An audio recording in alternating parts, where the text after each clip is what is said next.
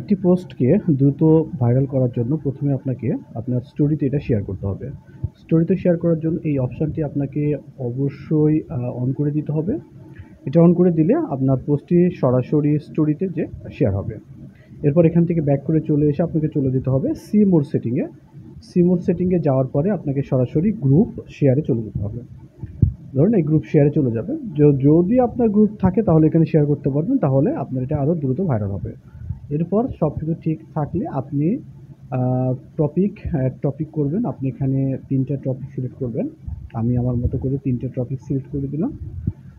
এই ৩টা topic select করলে হবে কি, এ ধরনের যারা ভিডিও সার্চ করে তাদের কাছে আপনার কাছে এই ভিডিওটা বেশি শো করবে।